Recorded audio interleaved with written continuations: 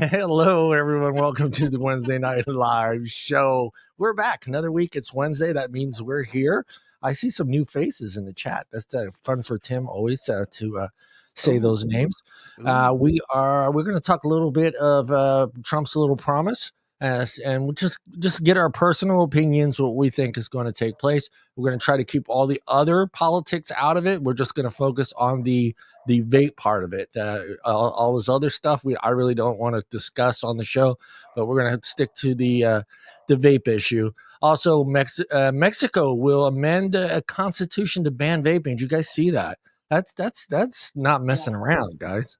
That's pretty much end all for vaping in Mexico, and boy, the cartel are going to love it, aren't they, Phillip? I spoke with them earlier today, and I can confirm they're delighted at this development. They increased their inventory. Did you see their inventory? Amending the Constitution to ban a safer alternative to combustible tobacco. That is something. Let that sink in for a minute. Let's all take a moment to think about the depths of that depravity. Okay, that'll do. Let's just get right into that. We won't. We got to do other things first. We're gonna go with Mr. Phil. I get so angry just thinking of what that's going to be like, in that country, how they can get away with this shit and what it's going to cause, and it angers me. But I'm going to ask Phillip. Phillip, other than you visiting the cartel's inventory and seeing what they have available there in Mexico, how's your week going? I'm actually having a very, very, my week has been optimistic. I found what I believe to be the perfect Christmas present for my beloved, and I am so proud of myself. I'm going to get drunk just as soon as we're finished. That's a celebration, man. No, it's we worked hard on this one and pulled it off, and I'm impressed with myself. Does it have butterfly doors? Does it have butterfly doors? Yeah, I thought it was a Lambo. Anyway, okay, go ahead. No. Lambo. Butterfly clasp, not doors. Yeah. Let me ask you, because I was married for over 20 years. Did you leave little hints during the year to try to figure it out, or did you just go for it the last week?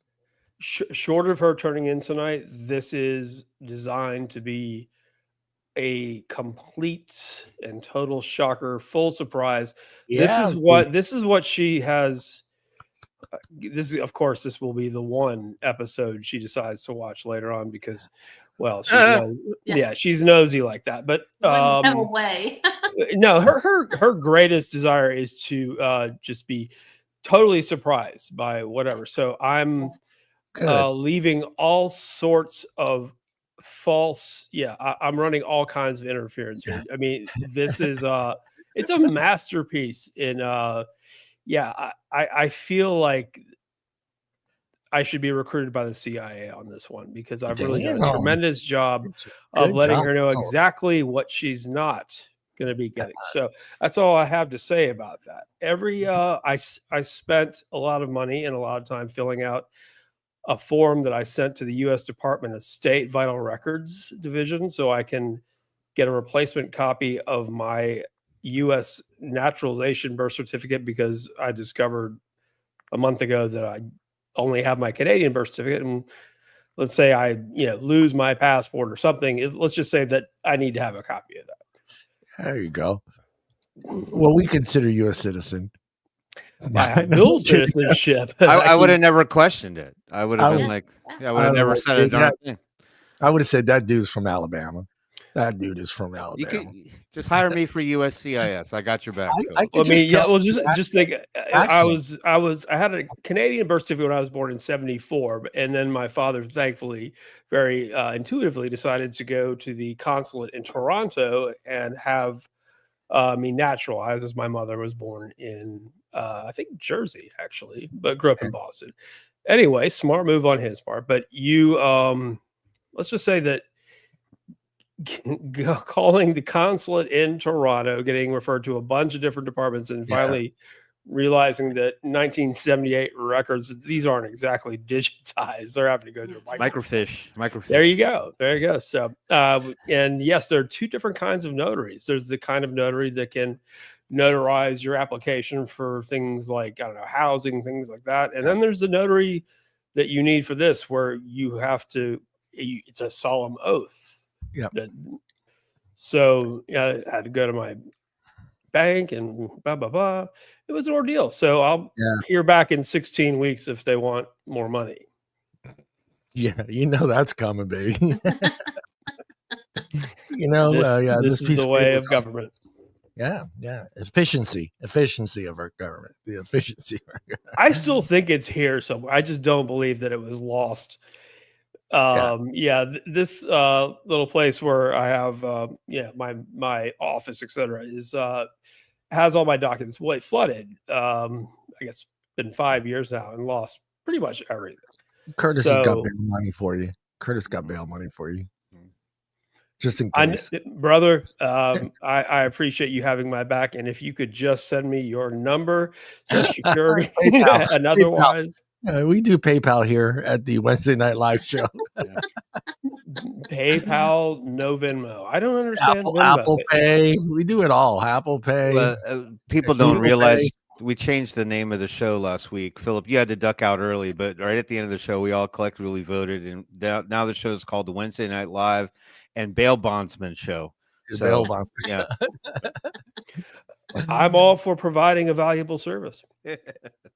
They're sending me. I'll go. Italy's got issues, man. They got issues. I can't. Technically, they wouldn't take me because they're looking for people that can make children, and I can't make children anymore. But Italy's got a problem. Italy, the people are leaving. The young kids are leaving. Like my cousins, they left. They went to college. Instead of coming back to Italy for work, they went to Germany. They went to the UK. They went to Spain. So those kids aren't staying in Italy. So right now it's horrible. Italy has a huge issue with it's gotten to the point where they're having to close schools and stuff in small towns because these kids aren't coming back. It's sad. Well, I mean, it makes sense. I'd leave. There's no money to be made there. So you're saying the parents of these children are leaving the country? They had these kids, like my aunt's kids, they went through school, went to college, and instead of coming back to Italy for work, they're going to Spain, they're going to Germany, they're going to the UK, they're coming here. They're not staying in Italy. So no one's making kids there. Nobody's having babies. Do we know what industry specific Italy is lacking here? I don't know. Or what opportunities? You have to look it up, but I looked into it. They're giving away homes in small towns. They're doing everything they can to get you to come move to Italy, and they'll give you a home and everything. And you have to stay for 10 years. You can't Ferrari leave. production is down, I take it. Huh? Yeah. So they need fertile men and fertile women in Italy. So everyone out there in chat, if you are a fertile man and a fertile woman, get your butt out there. What part of Italy specifically? All of it. All of it. Yeah, from top to bottom. Top to bottom, man. Sicily too. Chips, baby. Yeah. Michelle, Yes. how is your week going, Michelle? Well, I'm doing better today than I was yesterday. Right. We didn't have any water. It just kind of went away. We had a huge main break, and it affected the whole end of the beach. So nobody had water, and everything was closed, and water on the street, and blah blah. But we did all right. We ended up being fine, and we had water. So now we've got it, and we're just boiled water now. So yeah, no alligators in the water, right? Or crocodiles. What do you guys have? Well, there's always some of those, but Yeah. No, Not coming through those the guys pipe. have migrated further down south. That sounds awful, though. Yeah, it's happened to me a couple times. Just they've turned off water around here for maybe a day because of a pipe burst or a main problem. Yeah, if you don't have somewhere to go, that is a pretty big inconvenience. Yeah, and it's not like you can go to a neighbor's house or family members because they're all in the same area, So, but I was able to turn on my water while it was still draining the pipes and get enough. And that's good. Yeah. We have several wells on the property, so it was a couple hoses for people in their buckets. I can see buckets and what are those sandbags? Sandbags. Well, during the Hurricane Michael, when it came through here, everybody would take the pool water because our pool is gigantic. And I mean, it's only like 5 feet at the max, but everybody was taking their buckets and emptying the pool down their toilets in order to flush the toilets. And that went on for weeks. That's a very that's a reasonable, if not innovative idea. I mean, well, it's the only thing we could do. I mean, eventually you got to do it some way. So. Hey, Becky. Yeah. So I'm not. I'll go with you, Don. I'll go to Sicily. Good. Don over there is like, coming. He has a plan he's working on over there. It's like a 4-part plan. Yeah. I think it ends with something along the lines of polygamy. Yeah, I need to go through that very painful procedure and get redone so I can have children again. But I'm not doing that, so I'm not going to Italy. So forget about that. I hear the reverse is easier than the. I don't know. Yeah, let's not get into. I'm already tightening up in that area. We'll be right back after this commercial break. And our resident rocker, Mr. Tim Swift, he had an exciting weekend. We know he did. If you saw his Facebook post, he had an exciting weekend. Yeah, well, I mean, I always try to shove a little bit of fun in there, John. I mean, what would life be without fun? So I don't know. Let's see. Most recent fun was last night. For all you fans of comic rock, I'll call it comic rock. We went and enjoyed. Elena and I went and enjoyed the wonderful sounds of Steel Panther at the Buckhead Theater last night. So it was a good show. It was a good show. I have my criticisms. Well, first of all, I have no assets to kind of show off, and that's kind of part of their show. So I guess I get to be the recipient of the visuals. But it's kind of funny to start. Kind of makes me think of the story we were talking about before the show started. Just sort of women publicly devaluing themselves, and you know what I mean. It's like, go for it. Yeah, they're like, nice to see your by assets. You mean you didn't walk away with any? No, I did think for like maybe 30 seconds that I would get into the mood and I would flash my moobs, but I didn't. Moobs, not boobs. Phillip, moobs. You're gonna get on your wife's shoulders. What are you doing here? It was the Buckhead Theater. I think you have to go to Little 5 to get in that kind of that mood. Well, yes, but anyway, so it was a fun show. We had a really good time. And we'd go see them again for sure, just because you like to laugh. They're still your. What I like about them is they're still. I mean, they still rock. I think their music's okay. It's not that great. Like I was telling Tim, a lot of their songs you can't really sing in public, because they're just a little dirty. But it's their typical '80s band type of concert though now that you're going to get now with this older generation of 80 bands, because they can't just rock for 4 hours or 2 hours. They have to stop, get their wheelchairs out and their walkers, talk a little bit, make some jokes, have some fun, and have the guy come back out, retune all the stuff because it's out of tune because they threw it or they dropped it or they tripped or fell. So I mean, I don't know. It's well, they're not that. I mean, they're certainly older guys in general terms. But here's my criticism. My criticism of them is a simple one, and that is that they've got a pretty broad library of music to listen to, and it's a shame that a lot of that goes to waste for the sake of, sort of comic rambling, and their little shtick lines and stuff like that. So while what they say is funny and you laugh and they're good at sort of the stand-up impromptu stuff, it's like, bros, just zip it a little bit more often and play, a handful more songs. Because well, Elena was ready for a certain song. Like, she thought they were going to do a double encore, and they only came back and did one song for the encore, and so be it, whatever. But even to her point, is that she, in her mind, she wanted to hear one of their songs that she thought was one of the really great songs, and they just didn't do that one. So whatever. Anyway, go see Steel Panther. They rock. So my quick question for you: do you think that okay, number one, they were funny, but not that funny to where they could do more jokes than play music? And that last song that Elena wanted to see, do you think they probably skipped that because maybe they couldn't do it quite the way that they would? No, I don't think so at all. I honestly, and ironically, the song that she wanted them to play was probably one of their less scandalous songs. You know what I mean? It was.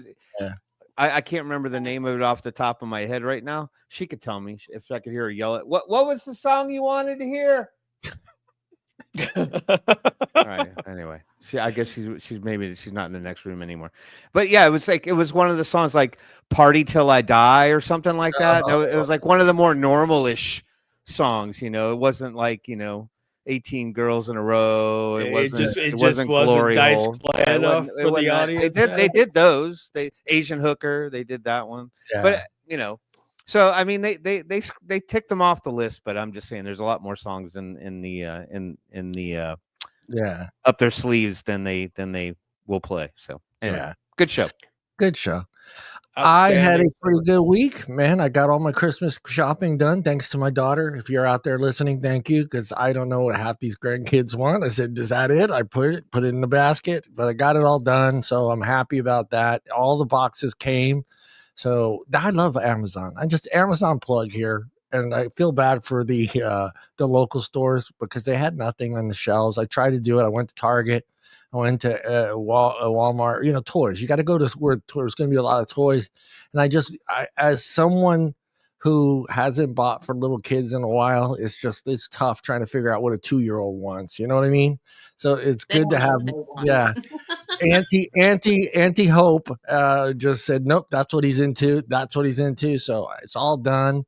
And then my son, I thank God, I'm happy he's going to come for Christmas from Connecticut. So he gets a couple of weeks off, so he's flying in from Connecticut with his wife and his 2 kids, and so I'm going to have a great Christmas. I can't wait for it. Can't wait to see the little kids' faces, and the boys, they get cash. A wild Truncali kind of Christmas. Yeah, they get cash. The boys get cash. They hate it. They're like, "Come on, Dad, get creative, man." I go, "I have no idea what you want," and then it makes it tough because Frank. He told me right out the bat, if you don't buy nothing bulky, because we got to fly back and that stuff's got to fit, Right. So I was real careful with that stuff. Those massive Lego sets, they don't fly well. And holy cow, they are not cheap. Damn it, you're not kidding me, man. I was like, what? My nephew Henry, he's oh my gosh, he's 8 now, and he is not slowing down. He actually makes little YouTube videos where he instructional videos about how he put together this massive Harry Potter or Raiders of the Lost Ark. Like, I mean, they're huge set pieces. And I bought one from his birthday was in October, and I bought one from, and I mean, we're talking hundreds. This thing was hundreds. Yep. And it was just that scene from Raiders where the golden idol. I thought, okay, well, inflation, but also I imagine Target probably, you're right. It probably would have been cheaper on Amazon, but let's just say I'm a man. I like to hold it in my hands. Me too. That's how I am, Philip. I want to see it. I want to hold it in my hands, and I know I can get it now. Yes, it's worth paying a little more for it just to have it that day, and it's over and done with. Right. Because plus I bought the wrong one. Of course we did. We always do. I had to think on that. I did that last year, and I was like, well, you know what I did? the year before last year, I bought the wrong things again. So last year, what I did is I gave him the gift, and guess what was in the gift too? The receipt. Oh no. Yep, I know. I said, here, I if screwed it's that wrong, up here's the once, like immediately after college with Yeah. the girl I was dating. I was working at Abercrombie, and I will not ever forget. I got her the best gift ever, and the receipt was like right there on it. And I thought, okay, well, this is embarrassing. I will not be doing this ever again, because it was just one of those things where, I don't know, it was like really expensive, and I kind of like don't like that. Yeah.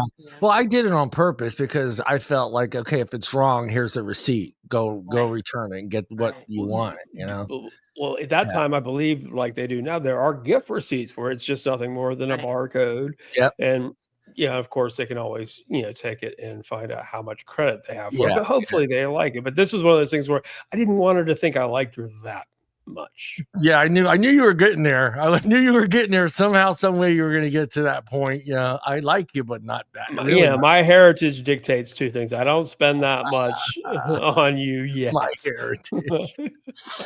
Timmy, you know what time it is? I do, John. I do, and we'll get right to that as I've cleverly scrolled to the top of the page. You know who's at top? You know who's on top? I don't know. Maybe I set that one up a little too easy for everybody, but sometimes you just got to say, "What the fuck?" Hey, everybody, and welcome to this week's edition of the Wednesday night live show and bail bondsman services. I'd like to say hello to some wonderful people who come back here every week to listen to us ramble on for 2 hours, mostly about stuff that means something. So let's get right into it. At the top of the list, everybody, you got Mallory, do it your damn self. Gates, they were coming in right out the gate. Good to see you, Mallory. How are you? We got the resident James R. The Pirates in the house. What's up, James? How are you? Good to see you. We got the wonderful Rolling R's. Rifle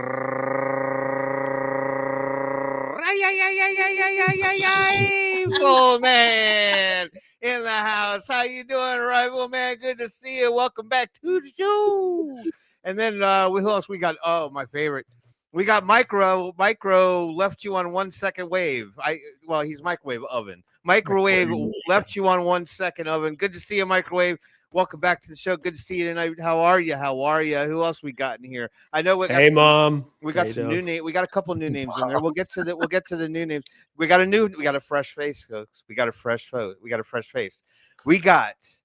Now, I've never actually had to classify it this way, but I think the name speaks volumes. Epic, not just okay. Not like, super kind of cool. Epic Dillweed in the house, everybody. Epic Dillweed in the house. Good to see you, Epic. How are you? Welcome to the show. We got Steve, Emoji King Tottenham in the house. Good to see you, Steve. How are you? Always wonderful to see you. We got Stu Rep. He's repping tonight. Stu's repping tonight, repping on the show. He's repping the Wednesday Night Live show. Are you repping the bail bondsman side? Which part? You can choose which side you want to be on. We don't care. Can't we have both? It's all big warm hugs here. Who else we got in here? Who else? Hold on. I'm still scrolling. We got Curtis, Make Cocaine Legal Clemens in the house. Jesus. Curtis, how are you? Good to see you, Curtis.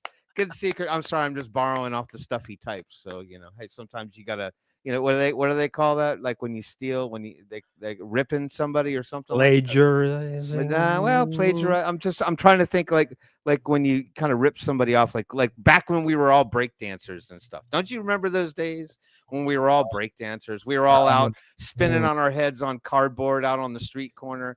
There used to be a thing where, like, if you stole somebody's moves, you're posing. There was a term for stealing somebody's moves. There was some quippy little ebonical term. Oh, I always refer to it as tribute, but that being tribute, that's the new word that they use. Yeah, China loves using that word. A tribute to Seiko. Somebody in the chat will let me know what that term was when we get there. Who else we got in here? We got Don the Scirocco Iacco in the house. Open my intellectual Don, I hope you've loaded up with Olight devices for Christmas. light up the world. We'll just Don can be his own Christmas tree lighting. He'll just pull out all of his Olight flashlights, just light up the sky. Just don't point the green lasers at airplanes, Don. You know the rules. Yeah, don't do that. Yeah, no, the FAA would have something to say about that. Who else we got in here? I saw we got Becky Leopard. Becky Leopard is she's crossed the borderline from the Friday night BS show. She's come on over here. We have cookies over here, Becky. We have cookies over here. I got cookies from Becky. Exactly. Welcome over to the show, Becky. Good to see you tonight. Who else we got in here? Hold on, I'm going.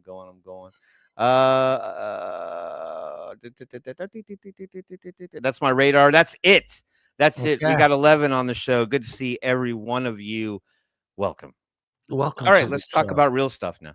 Yeah, let's. I put the link to that article in the private chat for the Mexico amending the. I got it. Their constitution.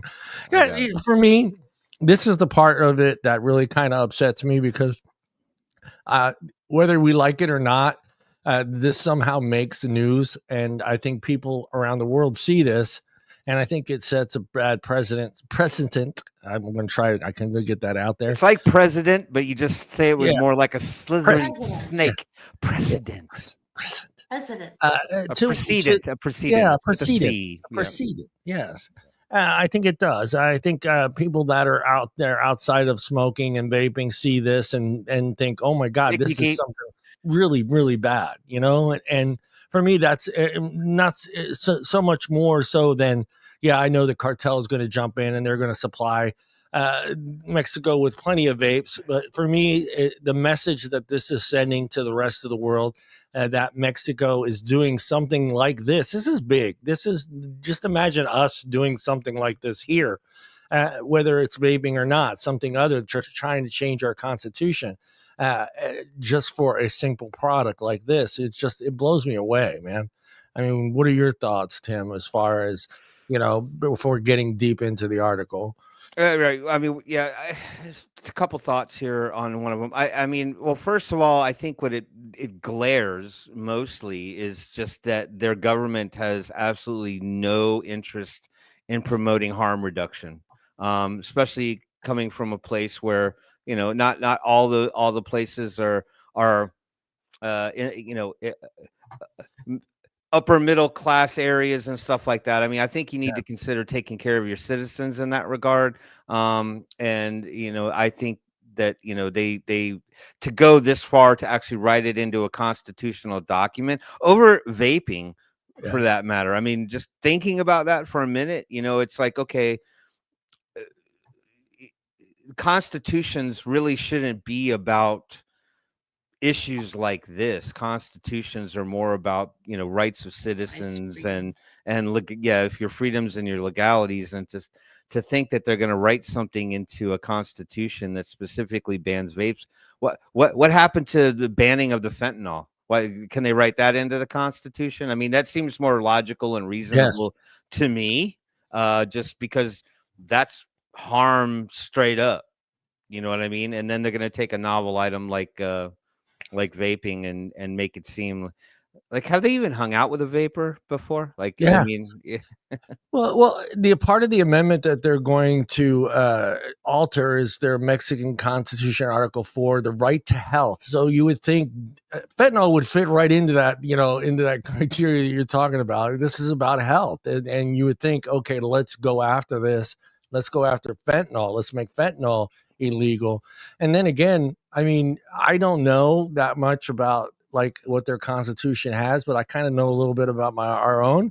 But is there even a product that is mentioned in our constitution that could be banned right now? That our constitution, I don't know of any. Right? There isn't guns. Guns. Well. Other than that. Well, right, but that's what I'm saying. Like, this just seems like such a novel thing to target, as though it's worse than hundreds of other things that I can think of. That if you really wanted to put something in a constitution to protect people, this is not one of them. No. Phillip, your thoughts, Mr. Phillip? I'm going to need you to pass on me here. I have thoughts on this. Are they many and strong? Yes. Do I think that it's maybe one of the most outlandish and really if you had told me this was going to happen a week ago, I would say fiction, just pure fabrication. It's such a final terminally stupid move. I just, of all the different things that might need amending in a given country, whether it be a constitution, whatever that country's founded on, this specifically, I want to laugh, but it's just, it's beyond asinine. I really just don't know how to react to this. What I do know is whatever entity, if this is just the government's position to, under the guise of protecting public health in the nation of Mexico, that's just bullshit. Yeah. We all know that.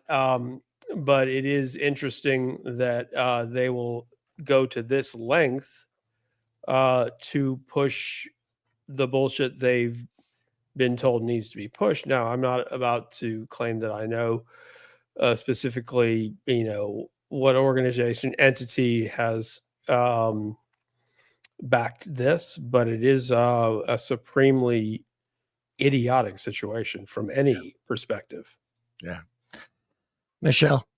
Yes. I believe it screams Bloomberg and who. And, he's kind of backed off in the United States and he's going worldwide. And it is utterly, terrible what he is doing to people all over the world.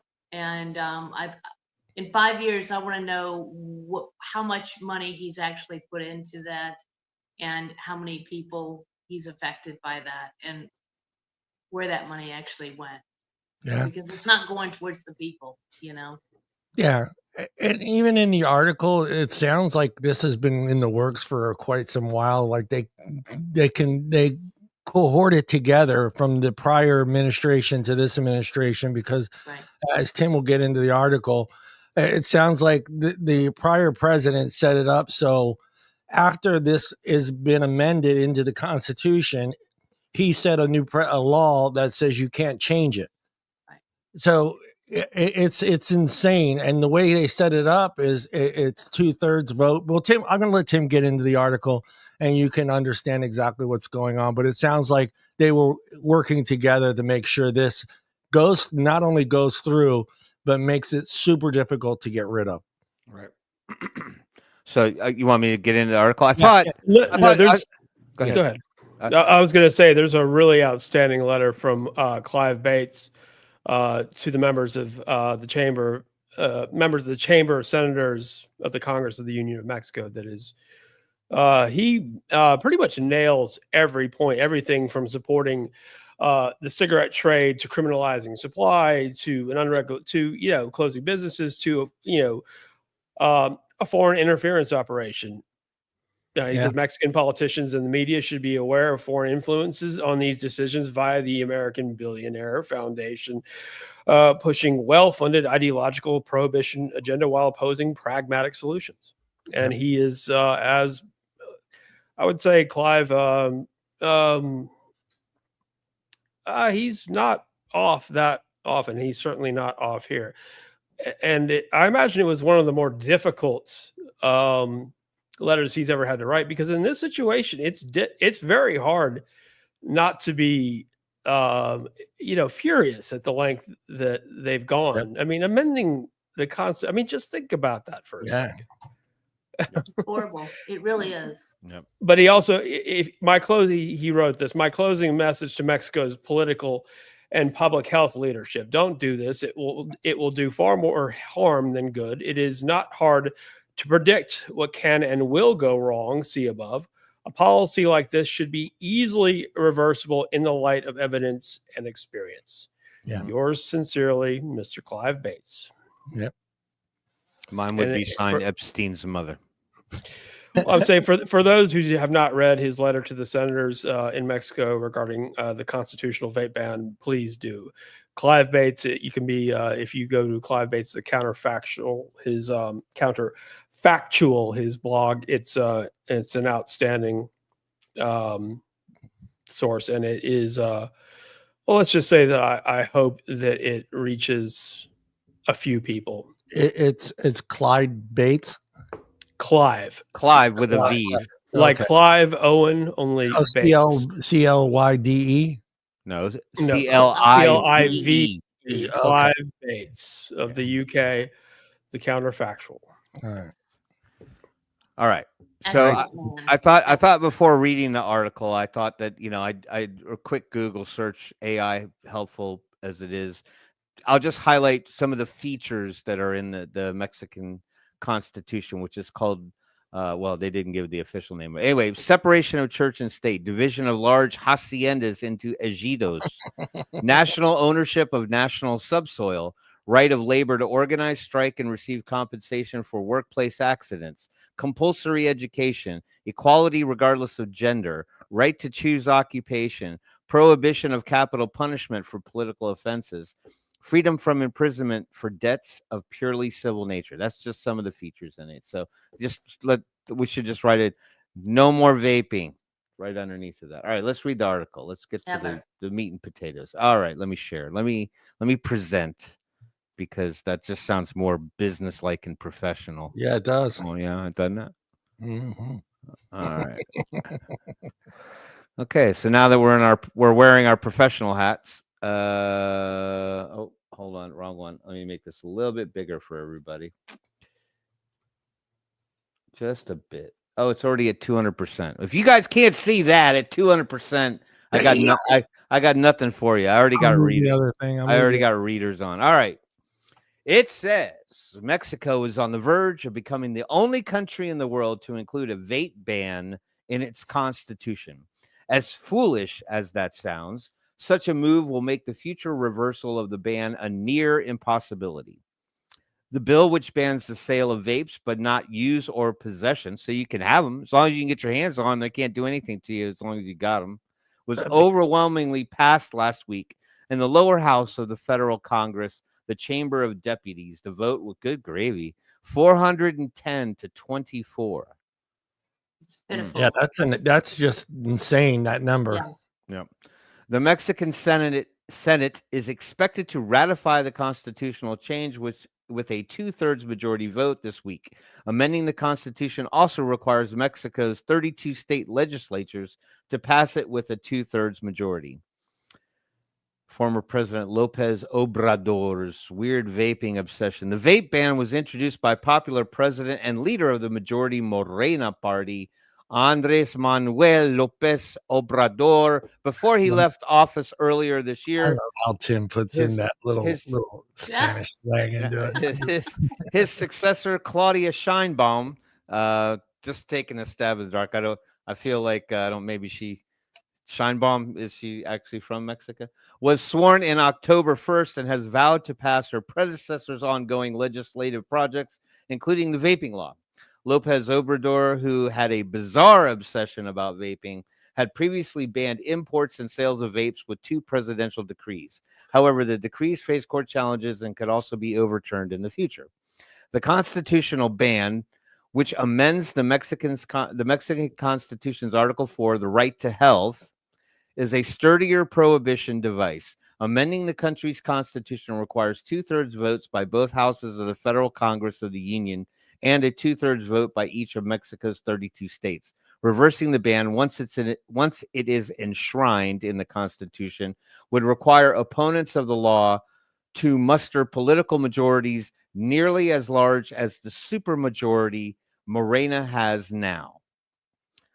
Lopez Obrador introduced many constitutional changes before he left, and Morena members of the federal Congress and state legislatures have quickly passed them, including a law preventing the courts from reversing constitutional amendments. And it's funny because when I did that search, it said that there is a law in there saying, well, there's a like an amendment or a clause in there that basically says that the Constitution it has been amended multiple times, and it's obviously open for continued amendment. But this, what would be okay, then there's another country. What would be a great bill for someone to put on the House floor is here saying that you can't have pork in bills. Like make all bills single issue issues. Single That would issue. be nice.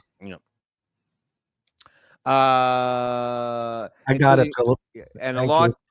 And a law turning the country's courts, even the Supreme Court, from appointed into elected bodies. Lopez Obrador essentially set the stage for his party to control the country with dictatorial powers.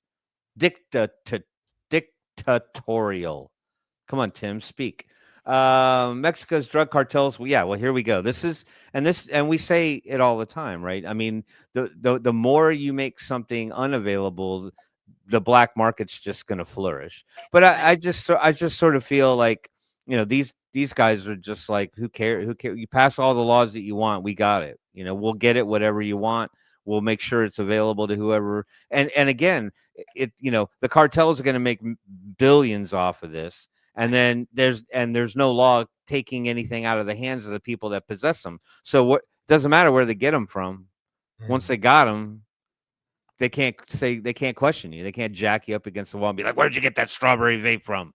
Yeah. Do it with the Spanish accent. You hooligan. Though vapes are already illegal in Mexico, a robust black market exists, and nearly 2 million Mexicans vape. The government seems dedicated to pushing the vape market further into the arms of Mexico's violent cartels, the mafia-like organized crime groups that control the drug trade, smuggling, and other criminal activities in many areas of the country. The constitutional amendment will not, shocker, ban cigarettes. About 16.5 million adults smoke in Mexico, according to the Tobacco Atlas, a smoking rate of 18%. And we'll update this article after the Senate votes. So there you have it, kids. So... And that smoking rate is expected to increase 2.4% between now and 2019. I want to say that is a result of this constitutional amendment, but I am not certain. That is just, let me see. That is, let me see. Well, I want to. I guess my question is, obviously we don't have the actual amendment in there. That's also the Tobacco Atlas. Sorry, go ahead. Right. No, I was going to say maybe we should look up what the amendment is for the right to health. So, I mean, you're almost. I mean, if the amendment is the individual's right to health, then aren't you basically saying that individual has the right to choose whatever application they want to be healthy? If it means abandoning cigarettes for something less harmful, then that's their right to health. So it seems very contradictory. This is like, yeah, you have the right to your own health, but you just can't use this, and you can't use that, you can't touch this, and you can't touch that. Yeah, it says, according to the Mexican Constitution, Article 4 established the right to health protection means every person in Mexico has the right to access health care services with government obligation to ensure efficiency access to these services through the National Health Service. This right was added to the Constitution in 1983. So this amendment takes precedent over that. This is just gets more bizarre by the sentence. I mean, I really just can't begin to tell you how shocked I am. They want to accept any of the benefits, so therefore it's all bad. So they are protecting. I mean, it's horrible what they're doing. Yeah, and for me, it makes no damn sense that you can have it. Good luck trying to get it, but if you do have it, we'll leave you alone. So that's basically, so you're saying sale and selling these products is in violation of their constitution, and to possess is legal. Yep. Import laws. I mean, I don't even be. how on earth do you actually plan to enforce this, and how do you plan on keeping? I mean, this is just the most and dangerous move I can think of. Well, because like you're saying, you're guaranteeing an unregulated market where things are expensive. They're God knows what they are. Whereas, I mean, we're talking about a country that doesn't exactly have a history of no issue in this particular area. I mean, it's in the wild, Southwest, et cetera, we have, of all the things that you're going to go ahead and modify your goddamn constitution to outlaw vapes. I mean, this is too twisted for color television. Yeah. Do you guys all feel like this is like the cartel does got their hands in this more than Bloomberg itself? Yeah. Exactly. It's a thriving market for them. I mean, they're going to be able to sell something that's not going to be regulated in any way, shape, or form. They're going to be able to put whatever they want in these things, and everyone can have one. They're not going to get in trouble. And who's really going to go after the cartel in that country?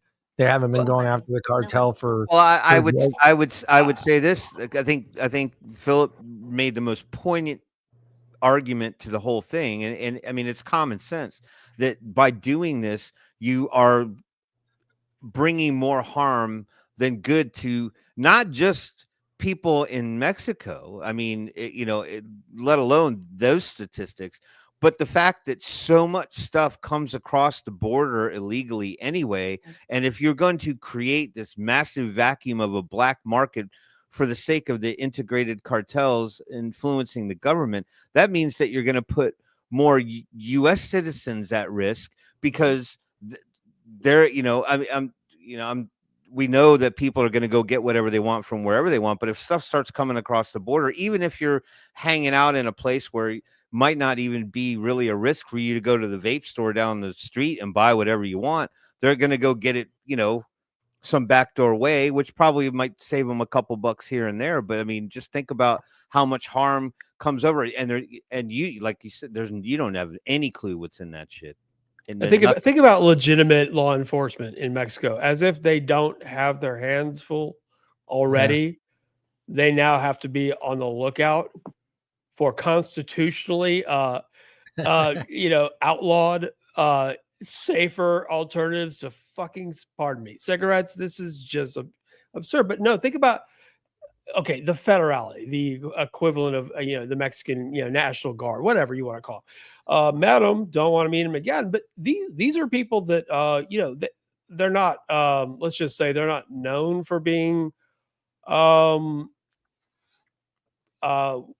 legitimate and without I don't know, there are certain offenses that you can, I used to be able to tell you how much you get pulled over, that's $50. You have a wreck, or they actually create a situation where you're going to have a wreck, well, that's $350. I used to be able those are 1996 numbers. Puerto Penasco, whatever you want to call it. These days, let's just say that there's a whole lot of opportunity for corrupt law enforcement in Mexico. And at the meantime, you're just giving law enforcement that's trying to make a difference, in illicit trade, whether it be drugs or whatever. I mean, you're going to tell them that you need to worry about vapor products. I mean, it's insane. I'm having I don't know what to say, but it's absurd. And yes, it is dangerous for it's dangerous for law enforcement, legit law enforcement, and consumers alike. It just makes zero sense. And it's a net disaster for public health. I mean, it does baffle me how a government can come to this conclusion. I mean, there's only so much that misinformation can do. I mean, it just to be that skewed in terms of your thinking about how to protect the public health of your country, to single out the most effective, safer form of nicotine and say, well, we got to, amend our Constitution. That's a first. It's a scary thought. I mean, and like I was saying earlier, the message that this sends not just to Americans, but the rest of the world that, hey, this must be serious. I mean, they're going to amend their Constitution to ban this. I mean, that's got to send some shockwaves through the rest of the world. Even, I mean, granted, it's Mexico, but who... No, you're right. I'm sorry. You're not wrong. You're not wrong. The fact that it is Mexico, it does make a bit of a difference, because I think even people who are academics who are skeptical of tobacco harm reduction products saw this and they're like, whoa, that's taking it a bit far. Yeah. I mean, do you think this gives other countries some incentives to do some sort of amendment to their thing, to their constitution? Well, I feel that there could be a potential trickle down effect here, just as a preventative measure. And I kind of go back to the statement that I originally made, and is that, if you're going to create this massive black market in Mexico where a lot of stuff is illegally imported into the States, people are going to be like, well, that's dangerous for the health of our public. And what I also fear is that it's going to start, and then there's going to be these pocketed outbreaks, sort of like the Valley thing, where, it wasn't discovered until much later. We know what the root cause was. Well, a lot of vapor people like us were saying what we suspected anyway. But with that said, you're going to see a lot of people get sick and some bad stuff happen. And then it's just going to put a big fat stain on any progress we might be able to make here, considering the Valley conversation is pretty much fallen quiet because it's not happening anymore because the source of that issue was taken out. So I just think that there will be some trickle down effect, because you're basically just saying, well, then just let all the crap funnel in, through Mexico. If you're worried about the Chinese vapes coming over here, the ones that are, quote unquote, being imported and brought in here illegally and ending up on the shelves, imagine how much stuff is going to find its way around the horn and come in that way, coming from the south side. So, I was looking up the men's smoking rates in Mexico is 30%, women 9%, youth less than 5%. The women are smarter. True. What I was wondering is, what are the current laws on the books for possession of marijuana? Because that's I was just thinking that the Valley situation in this country, I think, stemmed mostly from states in which marijuana is prohibited and where people were going out of the way to find what they wanted on the street. And I think if you look at the cases, they're mostly in states where there's no medical marijuana initiative, no nothing. If I'm not correct, it says the president signed a bill that allows adults 18 and over to possess up to 28 grams of cannabis. Well, there's always that then, I suppose. Because, like we said a million times, it doesn't make financial sense for black marketeers to mix nicotine and put it in a solution of vitamin E. It doesn't work, and it's too expensive. So that's really not something that I would be too concerned about. Yeah, that's an upside, I suppose. It's just it's insane. It's nonsense, and I hopefully what happens here in the United States makes a difference somewhat worldwide. I don't know, research, studies, whatever it takes. I mean, you got to assume they see the same studies and statistics we see here that gets fed through Parents Against Vaping and all this other nonsense. And I'm going to assume that a majority of them may not want to do what the United States does, but I can see where it would benefit them to follow our suit and keep it the way it is and amend their constitution. That's insane, dude. I mean, it's insane. I'm sorry I called you dudes. I work with a lot of young people. I almost called you bros, but hey, bro. What's up, bro? Yeah. What's up, bro? Michelle, anything else you want to add? Well, I just keep thinking about, yeah, there you go. I just keep thinking about the cartels and you know, it's one thing to want to take care of people that are in power, such as the cartels. Yeah. Because, you know, as long as you're not making them mad, you can do just about anything. And this is actually a way to protect the cartels. And maybe that's what it's about. I mean, because it's obviously not about health. I'm just trying to think, why would this even happen? And that's the only thing I can come up with, is it's more of a, you leave me alone and you can have this. Yep. You know? Yeah. I mean, the thing that scares me too is I can see, I hate saying this, but I can see the way things are going in Canada pulling this off themselves. Yeah. Eventually here down the road, because they're flip-flopping on their policies. It seems like it's every couple months. They keep changing things there, you know, milligrams, bottle sizes. I can kind of see Canada saying, hey, you know what, we'll adopt that same policy that Mexico is doing, and we'll amend a constitution here and ban vaping in Canada. Trudeau could do it. I don't know if he's popular enough right now to do something like that. Probably not, but I think a lot of people are probably looking at the United States though too, to see what we're going to do, because okay, Canada does this, and you know, everybody else has their own way of doing things. You know, from Australia to the United States or other ones, and I think a lot of people are just waiting for the majority or the United States or something to make a decision and stick with it and go with it, you know. So maybe if we can change it here, it might help other countries. I don't know. I hope so. It's just insane. I mean, it's insane that they have such a big problem. I mean, I get it. I get it. Everyone in Mexico fears the cartel. I hear it every single day, you know. I mean, it's insane how much power they do have over not just the people there, but the government itself. And, you know, and I've heard the stories. It's like, either you agree with us or we won't just kill you. Take you out. We'll kill we'll take your whole family out. They take families out. They don't take one individual out. They take whole families out. And so you believe that the major influence behind this is coming from the cartels in Mexico? I don't know. I think so. I do believe that. And I believe it's working because Bloomberg has jumped on that wagon to make it happen even more.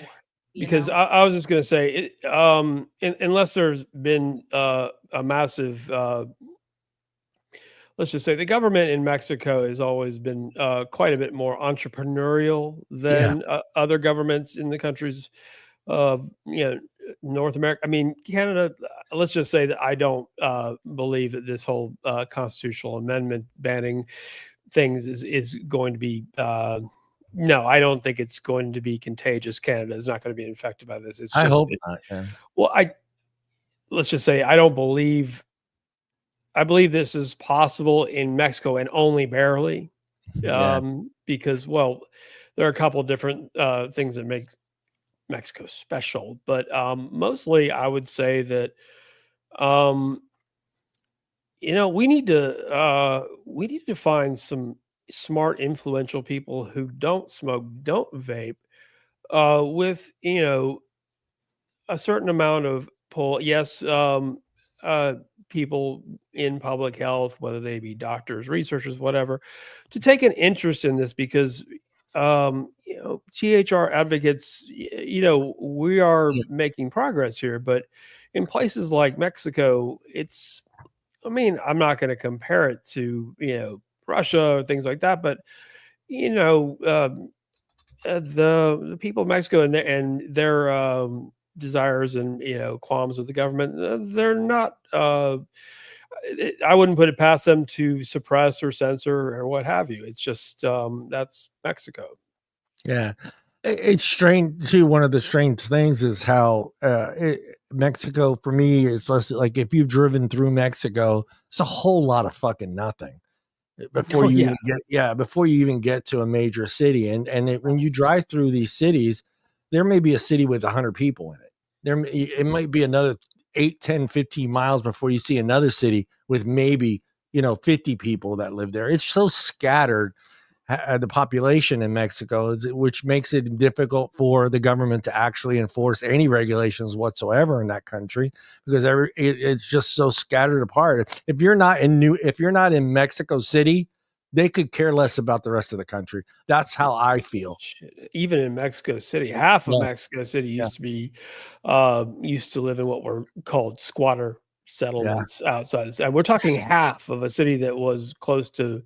I mean, at one point, I think Mexico City was the largest city in the world in terms of population, something, close to 20 million. I don't think that's true anymore. But at the same time, I mean, people, Cabo San Lucas, Cancun, that's not Mexico. Acapulco, not Mexico.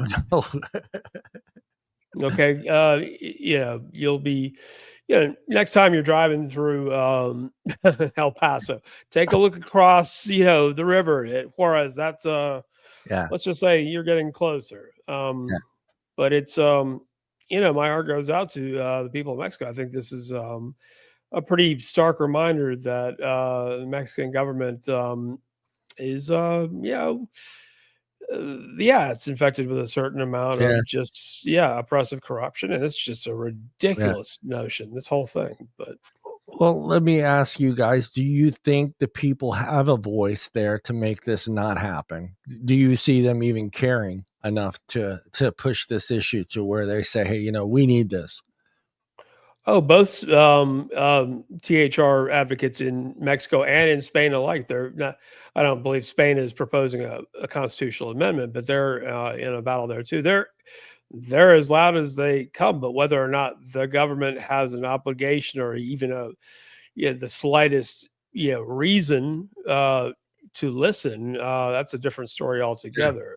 As much as we believe our government here doesn't listen and isn't held accountable in Mexico, that's a whole nother level of no accountability.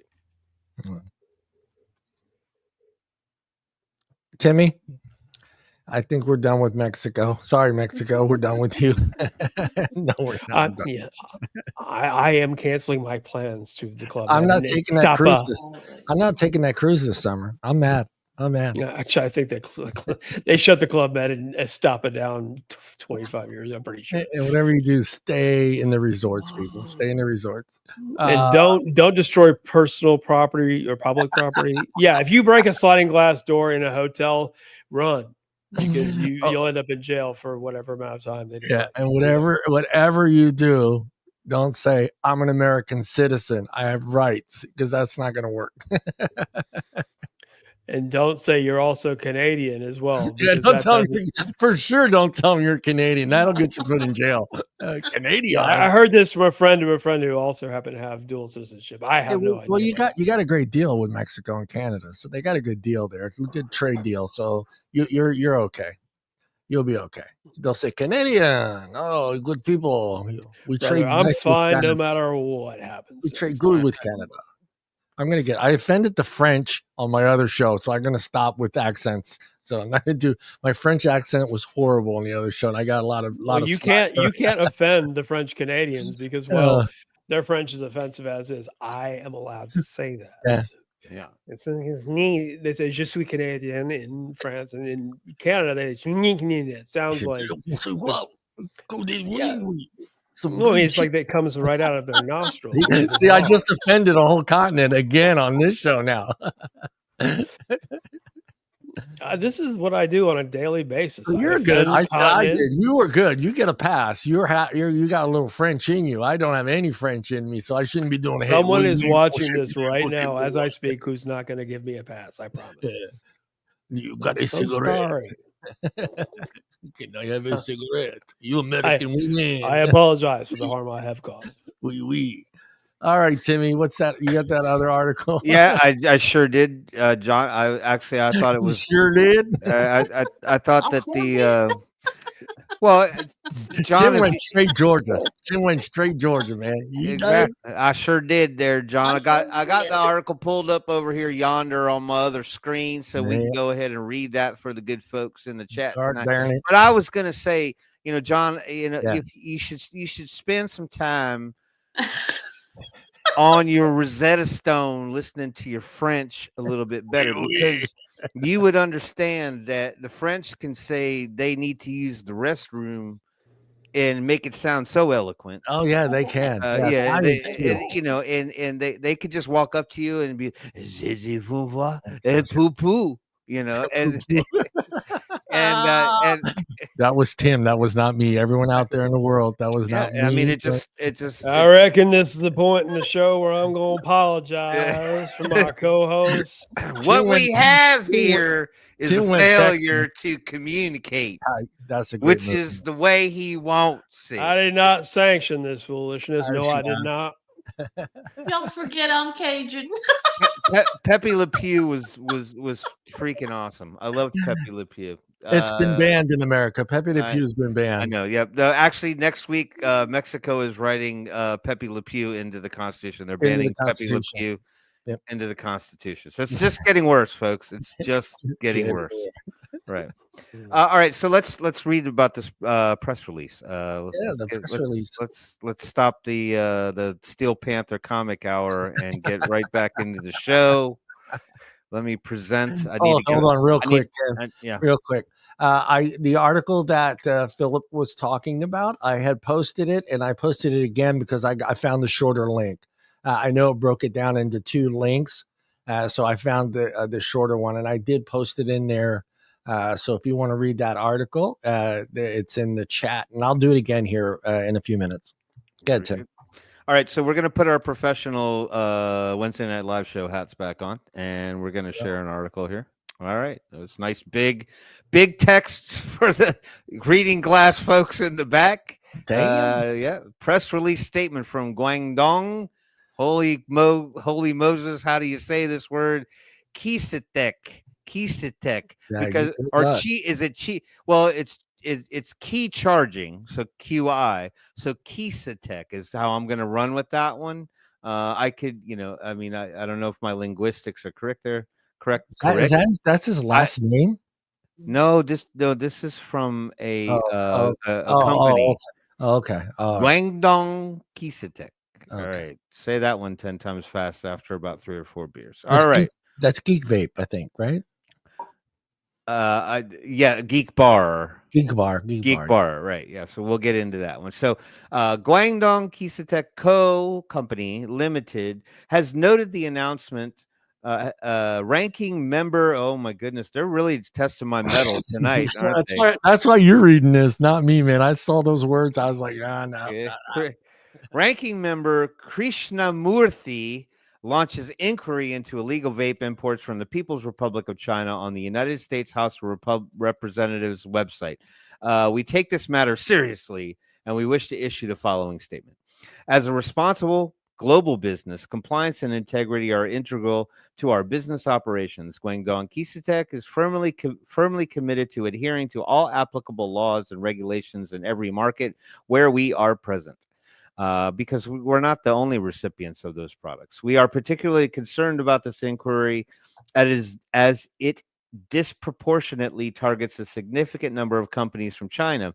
This raises important questions about ensuring a fair, open, and transparent marketplace for all participants. It is worth noting that Geek Bar products, iJoy, sorry, not Geek Bar. I do have some Geek Bars up on the shelf. Yeah. In case y'all want to know what disposables I'm packing, there's some Geek Bar over there too. Are currently undergoing the pre-market tobacco product application review process with the U.S. Food and Drug Administration. Despite this, these products have been categorized as unauthorized illegal vapes by the House's Select Committee. The PMTA pathway sets market access standards for new tobacco products and plays a role in promoting the long-term development of the industry. Guangdong Kisetek fully align with the regulators' efforts to enhance market order and is actively engaging with relevant authorities. Chinese companies have consistently advanced technological innovation and market competitiveness in the vaping sector, becoming a significant force in the global market. That just launched a question into my head. We sincerely hope that U.S. regulators recognize the contributions and role of Chinese companies in an inclusive and equitable manner. Additionally, we look forward to fostering comprehensive and constructive communication with U.S. authorities to safeguard the industry's development, innovation, and progress. Finally, we reiterate that compliance, fairness, and mutual understanding are essential for the industry's longevity. Guangdong Kissatech remains committed to demonstrating a responsible attitude and proactively cooperating to adapt to these challenges. So we don't necessarily ban the import of vapes from China. Obviously, they're available in the United States. I don't think the ones that I buy are coming from less than reputable storefronts, whether I buy them online or in person. But without getting too deep into it, question for anybody who wants to answer: can you see these particular things become part of the tariff matrix? Oh, hell yes. Yeah. Yeah, it's a huge yes. Good Lord. And just briefly, once again, the manufacturing in China, the plants themselves, whether it be SMORE, they are state of the art. Yeah. Rivals anything here in the States. Yeah. Promise you. In Shenzhen, it's absurd. Yeah, that was Phil's videos. Phil, when he would go, and just walking, I was blown away. I was like, wow, I had a whole different picture of what their factory looked like. You know what I mean? How it was run and how people, I pictured, right, Jeremy Mann, who is 12-year-old kids working a line and stuff, and I didn't see that. Jeremy Mann, who's one of the senior editors, writers at Vaping 360, shared some pictures from his visit to the SMORE manufacturing plant, and it's unbelievable. Yeah, massive, unbelievable. And yes, let's just say that people's notion that those gross Chinese vapes, nothing about this is anything more than 100% top-notch professional clean room, you name it. Yeah. I think it's Inniken. I think he does he visits the Inniken plant, and just walking through that place and what blew me away is just even before you get into the factory itself, all the processes that you have to go through just to get in there, just how your shoes, your clean, your mask, your hairnet. Who would think you need a hairnet at a plant that makes friggin' vape devices, dude? It's like pretty much all of them. Yeah, it's insane. They definitely make me wear one. Yeah. I mean, could you imagine getting your mango vape and then all of a sudden you got a hairball? Oh, that and you get a little paper Burger King crown for being a certain age and having so much hair. Well done. Tim went right to the mango.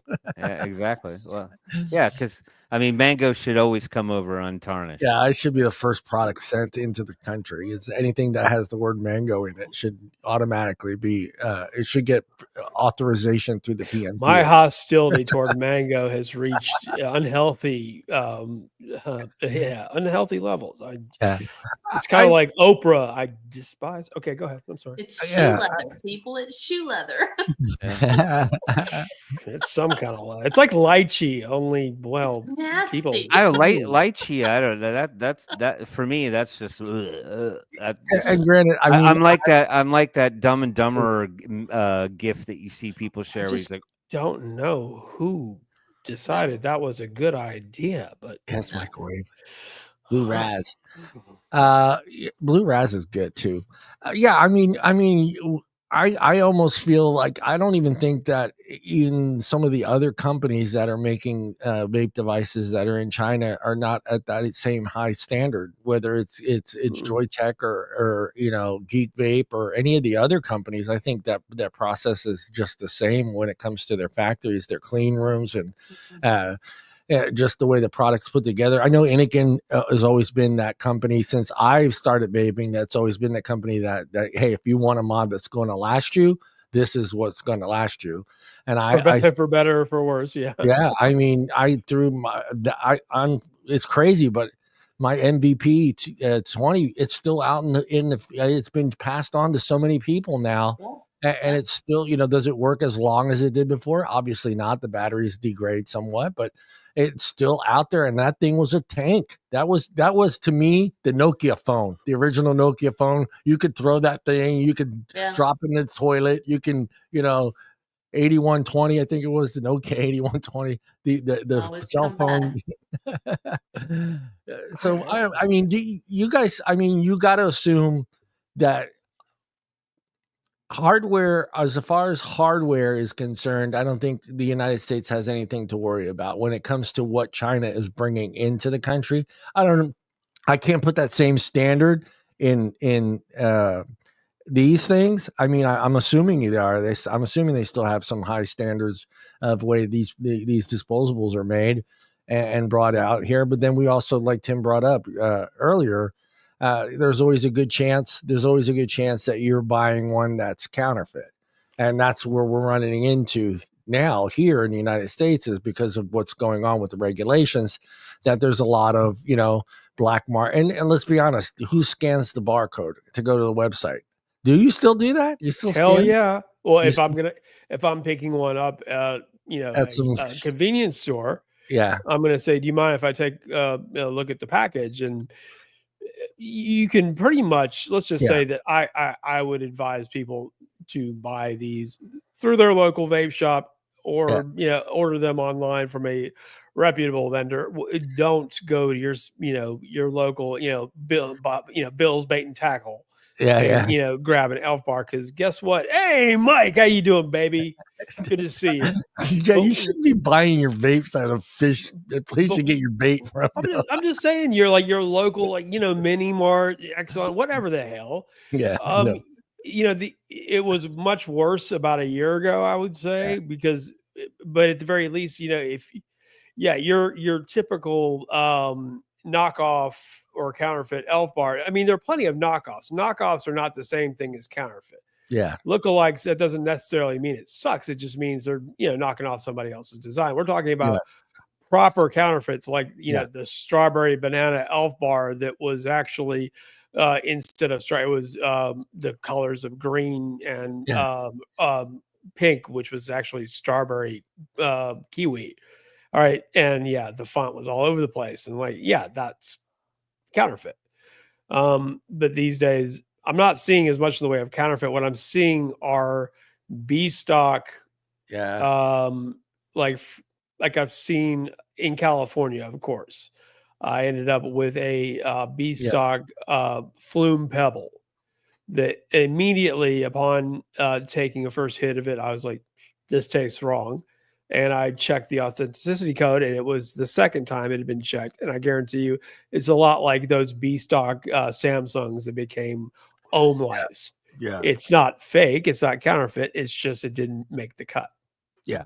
They did a clean sweep here in Modesto last week, and they just I had a really difficult time finding my vape. They went through every single convenience store, every head shop, every vape shop, and just, and these guys, and I mean, they weren't hiding the fact that they had them. They were right there behind the counter, displayed right next to the cigarettes. So they weren't trying to hide them or nothing. They just came in and they told them those need to be all gone. And, I walked into my regular store, convenience store. I buy my device, and they're not there. He's like, "I'm sorry, John." And then, it's just, we had to take them off the shelf. And a couple stores found some.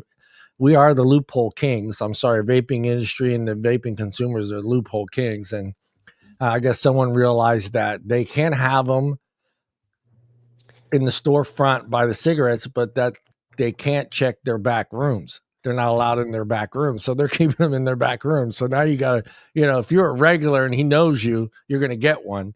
But, otherwise, if you're just looking for, disposable, you're not going to find one. And he won't tell you that he has them, because I think most of the shops now realized, hey, it's not, the fines are next. This was a warning. It was a clean sweep warning with Modesto PD. That flavored vaping products, disposable flavored vape. No, never. Yeah, so they cleaned house. I was shocked. I walked into the store. I was like, and they just left it empty. They didn't like Moose cigarettes, so they wanted everybody to know that they didn't have them anymore. They'd been there, huh? Yeah. Oh, it's horrible, man. And to your question, I'm not sure. Anyone else want to touch on that question from Neil? Well, yeah, I mean, that's the unknown, right? Yeah. I mean, how would you know?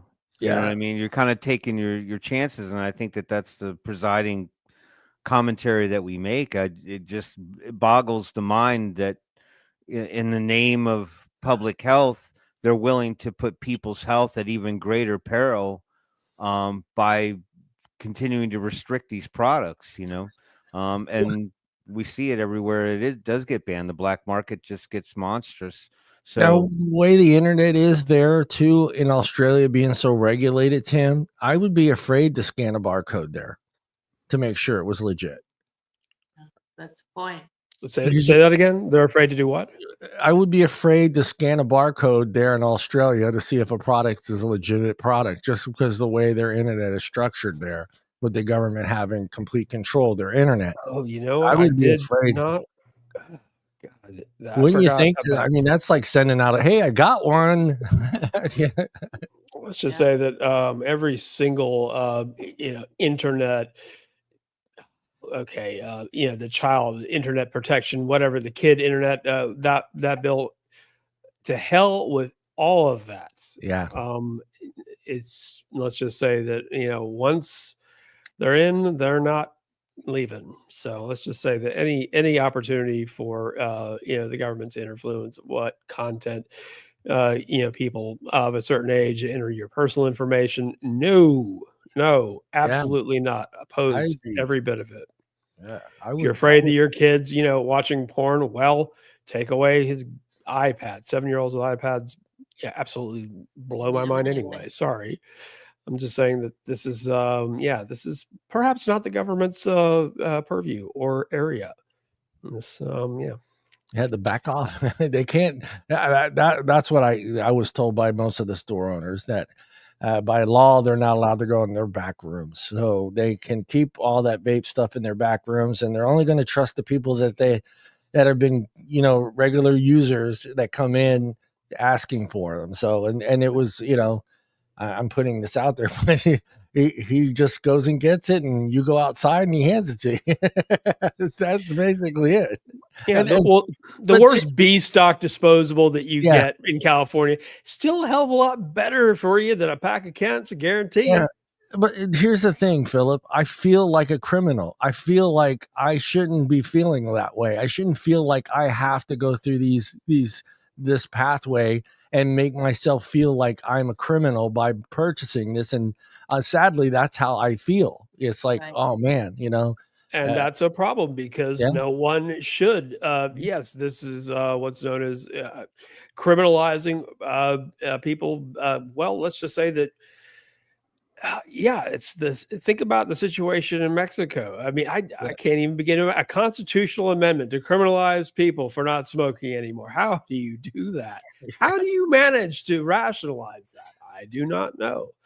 But criminalizing honest business owners who got in this to help people quit smoking because they found a better way, it's nauseating. It's nauseating. But in terms of how I feel any given day, buying legitimate vapor products from legitimate businesses, where I live, I apologize for nothing. Yeah. Timmy, what do you got? Well, I thought we'd take this one step further, right? Because we read the press release from Guangdong. Good luck. Kisatek. I thought I would take it a little bit further and understand better, or at least provide context for what this inquiry from Raja is all about, because we didn't get that. They just said they were upset by the inquiry. Okay, what was exactly the inquiry? What's the basis for the inquiry? What are they seeking to attain as part of this inquiry? So I have pulled that up. I have pulled up that information. Information is knowledge. So let's present again. That guy's got his priorities somewhere else. Let me tell you. Share screen. Yeah, I'm just trying to put my shoes on, man. That's okay. Nice suede upper, leather upper. That's 2 ways John earned his 56 stripes. 54 of them we don't know what they're for, but 2 of them are for putting each shoe on, the left and the right foot. I have changed my ways. I realize that I'm at an age now where you have to buy comfortable shoes. Period. Doesn't matter how much they cost. You got to buy comfortable. No more Vans. No more shoes with no support. And all that's out the door. Out the door. Everything that I buy now has to have some sort of support. Dude, just go to Skechers and get you some slip-ons. That's the best way to go. I love it. Grab them, bring them out the closet, step in and go, and they got plenty of support. All right, let's talk about there you go, Phil. Raja Krishnamurthy. All right. Anyway, December 4th, press release, Washington, D.C. On Monday, ranking member Raja Krishnamurthy, Democrat from Illinois, of the House Select Committee on the Strategic Competition between the United States and the Chinese Communist Party, who also serves as co-chair of the Congressional Caucus to End the Youth Vaping Epidemic. Joke's on you, Raja. The kids just not into it anymore. Launched an inquiry into illegal vape imports from the People's Republic of China to the United States. This inquiry is part of the ranking member's larger campaign to end all forms of youth vaping. Okay. The kids are smarter than you, bro. Speaking at Lurie Children's Hospital of Chicago to announce the inquiry, ranking member Krishnamurthy said the endless supply of fruity bright vapes found in so many storefronts are illegal. That is shocking and unacceptable, and the FDA must immediately use their authority to pull all illegal products from the shelves. I know that youth vaping is a public health crisis, and the actions of companies addicting our kids with flavors and impossibly high levels of nicotine are endangering their health and their lives. Never mind that bottle of 90 proof up in Dad's liquor cabinet. Any overwhelming percentage of the illegal vapes and e-cigarettes in the U.S. are made in the PRC, this public the Republic of China. People's Republic of China. Most of these products are flavored, often in a manner that directly appeals to children below the age of 18. I'm amending that sentence to say, and we all know that adults don't like flavors. I'm just going to amend that statement because I feel like that's something he would say. Ranking member Krishnamurthy sent letters to 5 of the largest PRC-based companies that manufacture unauthorized vapes: Guangdong Kisatek, Shenzhen Hanqingda Technology, iMiracle Technology. Thank you for making your name easier to pronounce. BFL Metal Production. Is that actually a vape? That should probably not be on a vape company, right? Metal Production. That just gives more fodder to the propaganda posters. There's metal in vapes. Look, one of the companies is called BFL Metal Production. I would take that completely a different way. I'd be like, metal production. What good music do you put out? And the Dongguan Delin Technology. In these letters, he asked for details. Here's the bottom line. He asked for details regarding their sales to the United States, support from PRC investors, the PRC government, shipment practices, and targeting of children. Okay. Well, I mean, if it's an inquiry, so if you got nothing to hide, then there shouldn't be any issues, right? Ranking member Krishnamurthy sent 6 additional letters to U.S.-based wholesalers and distributors. Did they spell that right? I think they spelled that wrong.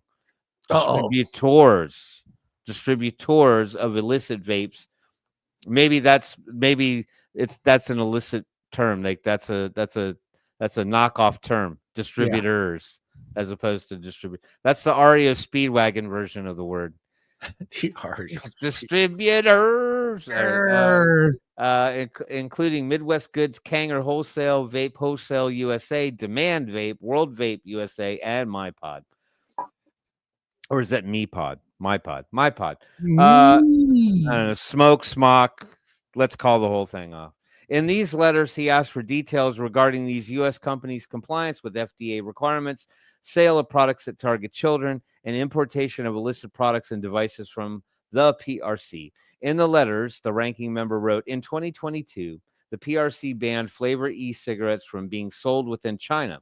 However, the PRC did not similarly prohibit the export of these dangerous products to the U.S. or other jurisdictions. In fact, in 2023, China's vaping sector is estimated to be worth $28 billion, and the U.S. accounts for nearly 60% of the country's vape exports. But the fact that the PRC permits the export of flavored products which are banned for domestic use in China does not mean such exports are permitted under U.S. law. I don't want to read your letters. Yeah. We could look at one. Let's look at one. By the way, Tim, thanks. Now I am singing REO Speedwagon songs in my head. Well, I just, because they like he was the only singer to like actually run with like a hard R. Most singers are like like their R is almost like an open sound, but he was, love you forever. Like he went in hardcore with the R. Kevin is his first name. Can't remember his last. I mean, are there people out there that don't have an REO Speedwagon song in their head? Yeah, that's true. We grew up on them. You take it on the run, baby. Yeah, I'm not going to read this whole thing. And I do not want you around. No, I don't. But hold on. Let me get this sucker to. Oh, that was only at 79%. What the heck am I thinking? All right, keep loving you. Keep on loving you. Yeah. Gonna keep. I see PRC. I read PMRC. It's amazing. I'm thinking that right now in my head. Damn it! Because it's the only thing I wanna do. All right. As such, please respond. So that after lambasting them at the top of this letter, this is what them when I was a kid. They rocked hard, man. Yes, this is what he is demanding. As such, please respond to the following questions and produce all responsive documents by no later than January 1, 2025. Please describe your global revenue in each of 2022, 2023, and 2024 to date. Please further identify what makes them think they're just going to shuffle through all this paperwork super quick. Will this guy even have a job in January? Please further identify what percentage of your global revenue is directly or indirectly traceable to exports into to the United States. Please identify each shareholder in your company or any holding company, parent company, or subsidiary with a 1% or greater ownership interest. That would be me. I would just say, can I have ownership in your company for 0.09%? There you go. That's all. I would skate under the radar. Yes, Steve. I think Allie does work for MePod. Okay, if I'm not mistaken. Please provide specific dollar or yen amounts paid in 2022, 2023, and 2024 to date with respect to each of the following entities: the United States government and any intermediary acting on its behalf, including for taxes, import fees, duties, and other required payments, and the government of the People's Republic of China, including any provincial government and any intermediary acting on its behalf, including for taxes or other amounts payable to the China National Tobacco Company. Please describe any subsidies, funding, or other benefits your company receives from any government entity in the People's Republic of China. So that's the basis for the inquiry. Yeah, the basis. Hey, Tim, because one of our listeners or viewers requested it, I put a link in the private chat for the Rhode Island. I had that one. I got that one in the chamber, John. Good job, Timmy. Let me just see if it's Peggy asks, Peggy gets. Peggy, you shall get it. You shall get it, Peggy at Eastig sauce. Can I do it in French? Tim, you're frightening me. Knock that. Hey, Peggy. You shall receive. We run the article for you. Good God. I am not an animal. I am a human being. All right. So you know what? I'm gonna go with Peggy's version of the article. Well, I had one as well, but I'm gonna go with Peggy's only because hers is just so much more colorful and fun. Hold on one. There you go. I like that. Yep.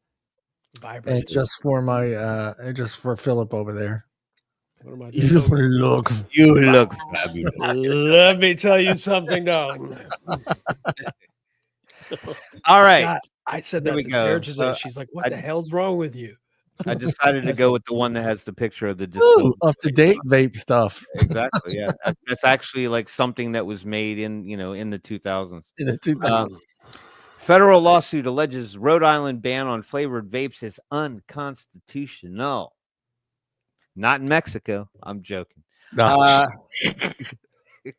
All right. Gosh, Weeks. Gina, again, 6-year term of in the Lord. Okay. Care to elaborate on that statement? Gina Raymond, let's just say that I've heard too much of that name over the years. I don't know. How long is the term of Rhode Island state governor? I don't decade. know. Do they have term limits? Weeks before the scheduled start of a new state law banning flavored e-cigarettes or vapes, a pair of local businesses want a federal judge to snuff it out. The November 26th complaint filed in the U.S. District Court for the District of Rhode Island by retailers Vapor Ready LLC and Sunshine Vapes LLC argues that the law is unconstitutional, poorly defined, and irrational, asking a judge to overturn it before it takes effect on January 1. Even if the act only goes into effect for a short time and is subsequently vacated or amended, plaintiffs still will suffer irreparable harm harm from lost inventory, lost revenue, loss of goodwill, and business disruption, the complaint states. It names as defendants the Rhode Island Department of Health and its director, Dr. Jerry Larkin, the Department of Revenue and its director, Thomas Verde, and the Division of Taxation and Nina Savage, state tax administrator.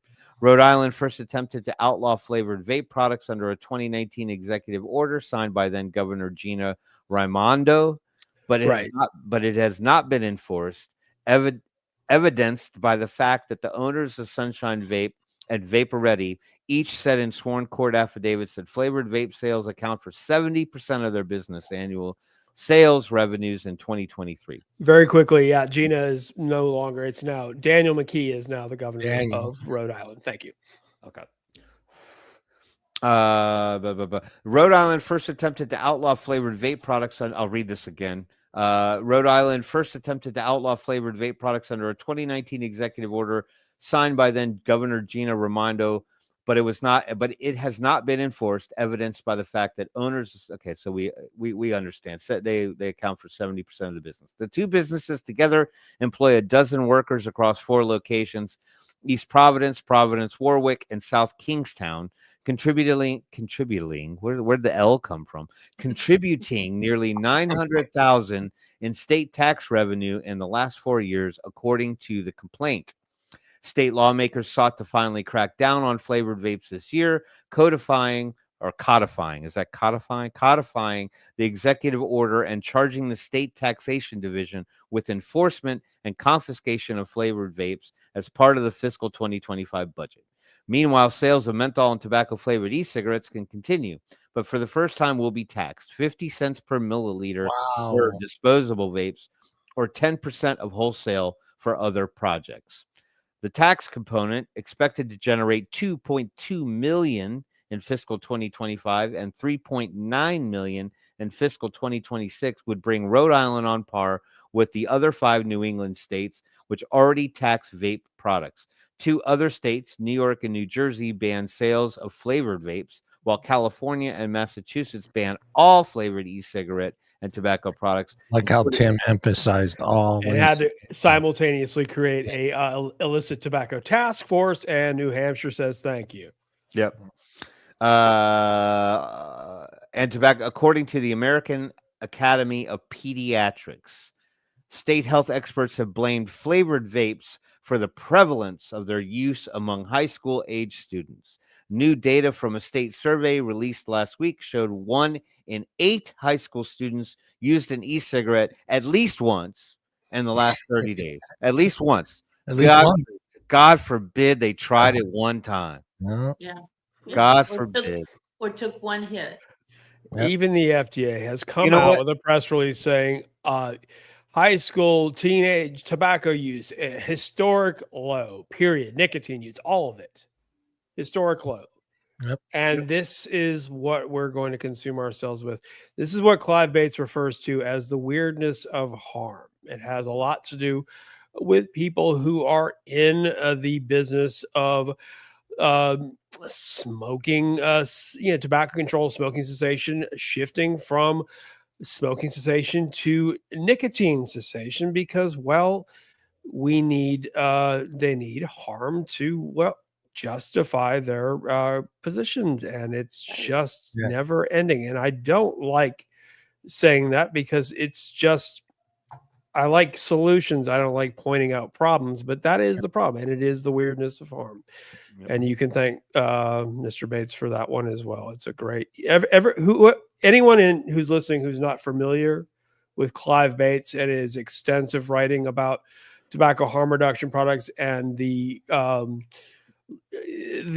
lack of any rationale in the tobacco control community shutting it down, please go to the counterfactual.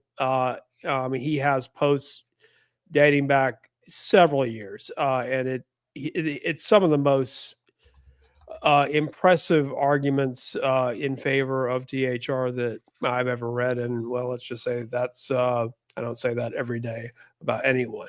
But going back to the FDA has actually, come out and said, hey, guess what? Youth tobacco use is at an all-time low. They should have stopped there. They said there are disparities, but this is I suspect this is what's called howling at the moon for the sake of howling at the moon. And it's they don't have a second or third gear. It's ridiculous. Yep. And I'm surprised in Brown University School of Public Health. Brown also put out a very well received paper on the importance of things like vapes and things of that nature not too long ago. I'll find that if you want me to, but this is just nonsense. So are they're implying that the statistic, the numbers have grown here because they're saying in the most recent study it's 1 in 8, where they said the same study in 2022 revealed 1 in every 14 in the 3 or 4 square mile state of Rhode Island. That's nice. Yeah. Well, I don't know. Sample size kind of matters. I wonder, they should have surveyed the kids how many in the last 30 days have tried a Tide Pod. God help. Yeah, you're not far off. They should, sample how many of them, have decided to, consume their own bookers. I mean, it's so gross. I mean, God help me. To me, this is what upsets me is this person has written this article and hasn't done their research, but this is an op-ed. Yeah. Nothing more than a sick. All right. This person isn't a public servant. Nothing. This is just someone who decided one day that they wanted to do. So, by the way, those are, I want to say, those are the disposables. I think Allison had a couple when I visited Charleston last time, 2 years ago, maybe. I don't know. But this is just nonsense. Right. I mean, truly. Right. So I've made the comment already, but the last sentence was, in this last survey in 2022, 1 in every 14 student survey participants reported vaping. While some studies support the claim that limiting flavored tobacco product sales reduces teen usage, other research, including by Brown University School of Public Health, found that vapes were not a gateway to cigarette use among teens and stressed the importance of cessation tools like nicotine gum and vapes to help cigarette smokers quit. But let's just ignore that, right? Indeed, Vapor Ready co-owner David Kelly wrote in the court complaint that his wife kicked her 27-year smoking habit with the help of vanilla cake flavored products. The couple opened their East Providence vape shop in 2011 to help others quit smoking, Kelly wrote. To equate sales of flavored vape products with teen usage is unfair, the business alleged, noting that Rhode Island already bans selling vape products, flavored or not, to customers under 21. And I think that resonates home too. It's like they keep blaming the product like when the shop owner turns his back, they all are like, come on, bros, let's run outside to the kids. Like all the vapes just launch off the shelf and somehow end up in the hands of the kids. But let's blame the product for that. I mean, that was our plan all along. Like Renfield, right? The complaint calls out the state law's exemption for compassion centers and licensed cultivators, which can sell flavored cannabis or THC vapes, versus those containing nicotine as irrational. And my only argument on the whole THC side of it is again, I mean, it's an adult-oriented product. I think adults should have the right to engage in any way, shape, or form they prefer. But I would argue that if you're just going to single out flavors in e-liquid, I think you have to put a bullseye on some of the forms of THC or the Delta products, just in the form of candies and cakes and cookies, and like what the kids don't like that either. They just are magnetically drawn to e-liquid, but candy, Rice Krispie treats, brownies, gum, all that stuff. And again, I'm not criticizing it because I think people have a right to consume it in the form they choose. And they're not even right on every single study or questionnaire of kids who vape. The number one answer for why is that they were curious, most likely from a Truth Initiative campaign that showed them, oh, hey, look at all these fruity flavored vapes, stay away. Well, they're like, oh shit, I gotta get me. Middle of the night. Flavors were maybe top 5 somewhere. It's just the curiosity. It's called being a kid. If we ban making mistakes as a kid, guess what? Oh, they're gonna save those for adulthood. That's a great way to screw people up. Sure. And by the way, just because you make something illegal, like I don't know, Dr. Carl Phillips, God bless him, I hope he's doing well. Said it a million times, but he said it best. You ban something people want, it'll be replaced by something much worse. Yeah. And the same will go for kids. If you ban something that kids almost, always will experiment with at some point, hopefully limited in once or twice, it'll just make it that much more exciting. It's just ridiculous. They'll get what they want to try regardless, and it was never legal in the first place. Right. Well, I that's what I was going to point out. I mean, it's interesting to me that we live in a time and day where, like, I mean, even Elena and I went to the grocery store and we bought just some basic cold medicine, like the Alka-Seltzer Cold Plus medicine, and the stupid self-checkout machine flagged me and they had to come over and check my ID. Just to get that. You mean the kind with the phenylephrine that doesn't even work, decongestant, not the real stuff behind the counter? Yeah. So I guess my point is that even in a public marketplace, I mean, if the cashier has to ring it up, or somebody wants to try to ring it up on their own, even if you had them in mainstream checkout counters and things like that, I mean, there are ways to regulate it and ensure, because like, no kid is going to stand there in the self-checkout and wait for that cashier helper to come over and be like, "Oh, let me see your ID." I mean, it sounds. Which brings me to another one of my favorite sayings: taking a product that is age restricted and adding an amendment to your nation's constitution doesn't make it any more illegal for that kid to have it. Yeah, exactly. Oh man, it's in the Constitution. I better not fucking buy one of those. So the complaint takes aim at the definition of menthol and tobacco flavors, which could still be sold as too vague. The vape retailers allege the ban is an unconstitutional taking of the revenues, violating the 5th and 14th Amendments of the U.S. Constitution. The act, if enforced, will prove fatal to plaintiffs' businesses because they cannot survive the loss of nearly 3/4 of their revenue, the complaint states. The retailers have asked a federal judge to overturn the ban before it takes effect. Adam Ramos, the attorney representing Sunshine Vape and Vapor Ready, declined to comment when reached by phone on Monday. The Rhode Island Department of Health, Department of Revenue, Division of Taxation also declined to comment, citing the pending litigation. So they're keeping their lips buttoned. Vital hearing, virtual hearing before U.S. District Court Judge Mary McElroy is scheduled for 11 a.m.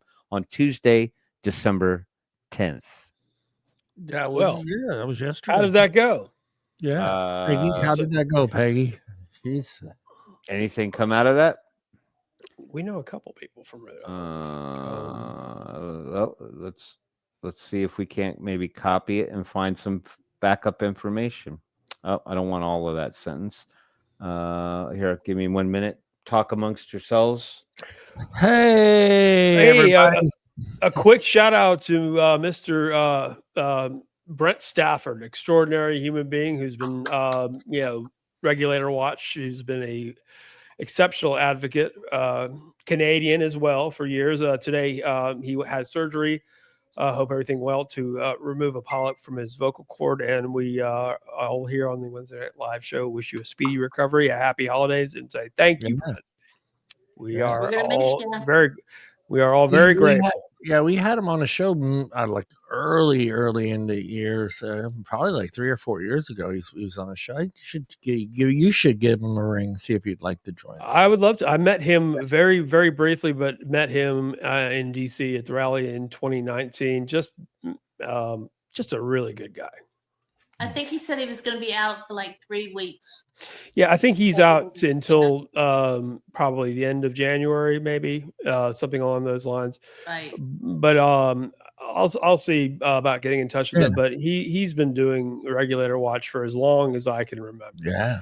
And he does excellent interviews, advocacy, a tremendous service, and he does it in extraordinary fashion. So thank you, Brent, and we wish you well and happy holidays. Unfortunately, I couldn't find anything commenting on. I was looking for a transcript. I was looking for any kind of reporting. I can't find anything on the internet about. I assume it's going to be much like anything else. There'll probably be no judgment or ruling on the day of the hearing, the oral arguments. It'll probably be one of these Supreme Court things where they run away to a special room for a while and come back with their ruling at some point. So maybe we can get an update on that. We'll follow that one. Yeah, we'll look for it. Yeah. And I don't know what the current governor's stand opposed to Gina, who was adamantly, she was about as close to ban it all as any governor in the country. But let's just say I can only assume that their current governor, he couldn't be worse than her, but I don't know his stance on regulation, flavored vapes. But if he looks at the current prevalence of youth vaping and smoking across the nation versus 2019, well, he might have cause to rethink the prior position of his successor. Right. Yeah, I don't see nothing either, Tim. Nope.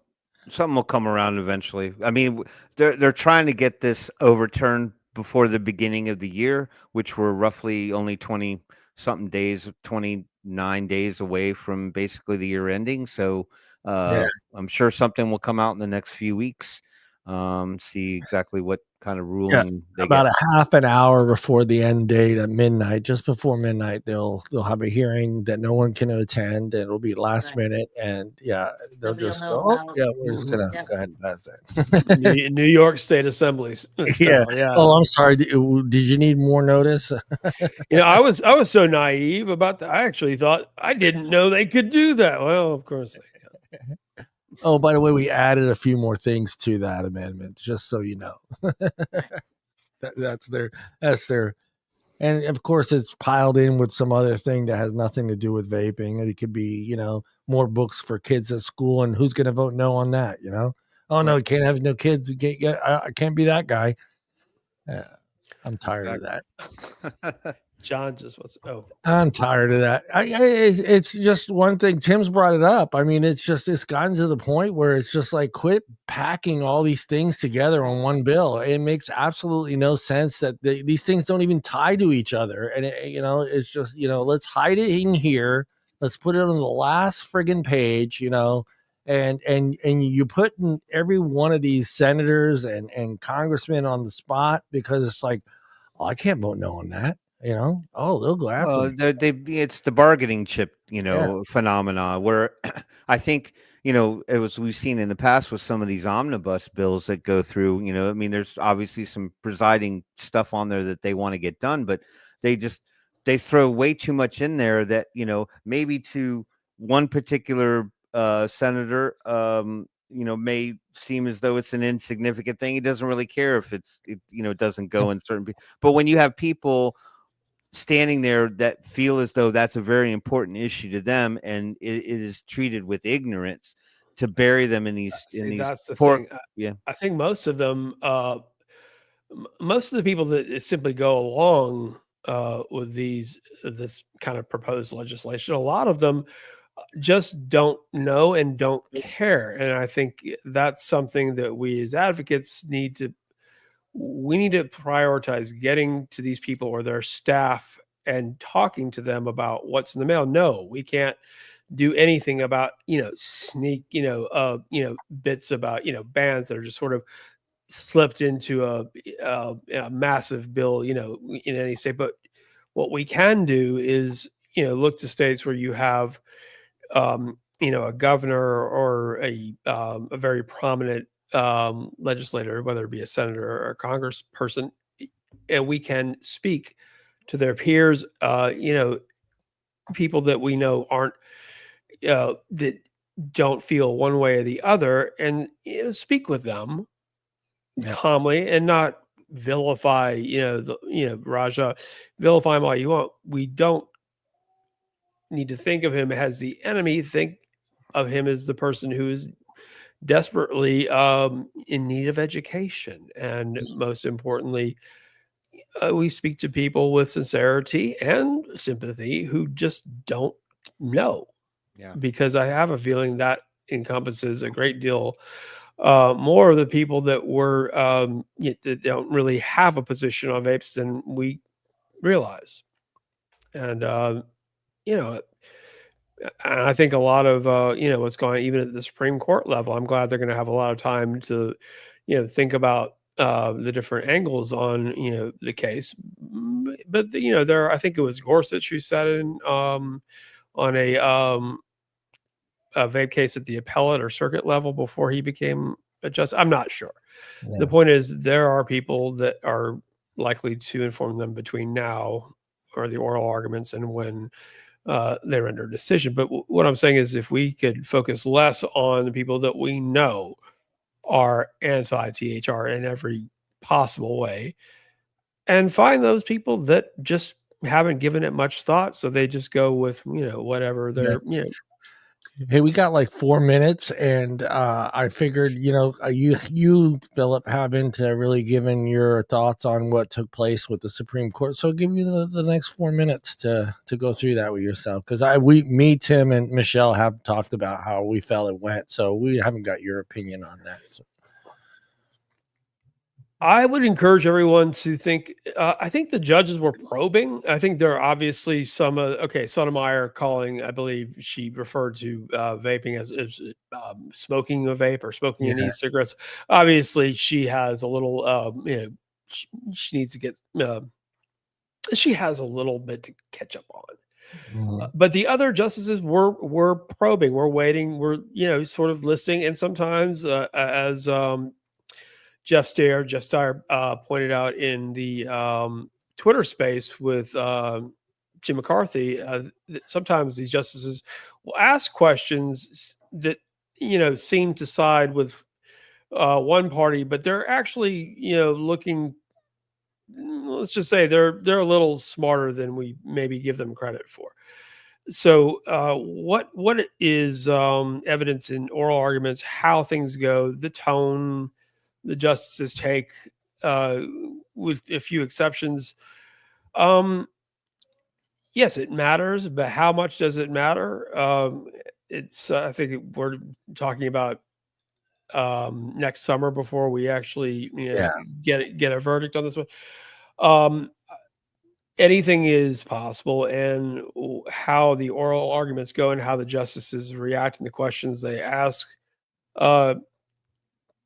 can be meaningful. It can also matter not one bit. I think a lot of it sounded like they were siding with the FDA, and I don't believe that's untrue. And at the same time, I think what's his name, Hire, I think he did as well as he could have with what he had. And I also think that yes, there's reason. This was always going to be. Who knows what's going to happen? And I don't think people have any reason to be less optimistic than they were prior. I think I would say for me, it's very much a toss up. Yeah, you know how I felt, and being someone, I'm going to say that I'm pretty much represent a good portion of the vape community that really doesn't understand law. And hearing what we heard, why I had that sense of like, oh shit, it was frustrating. Yeah, it was frustrating. Like, oh shit, this is not going very well for us, and that's my sense. But again, like I said before last week, I don't know the law. I don't know half the terms that were being used, so I'm just kind of going by the type of questions the Supreme Court justice were giving them, and the way that attorney was answering those questions, and I felt like, wow, I'll say it again. I felt like we were the kids at Christmas sitting at the kids' table while the adults were in the big boys' table. You know, that's how I felt. I think a lot of people were expecting, certain justices to sort of pounce on the opportunity to, to show how they don't have to, give deference to these, regulatory bodies anymore. But that's not, and I'm happy that that's not the way it went, because if they are going to, God, what was the name of the precedent for that case? Let's just say this.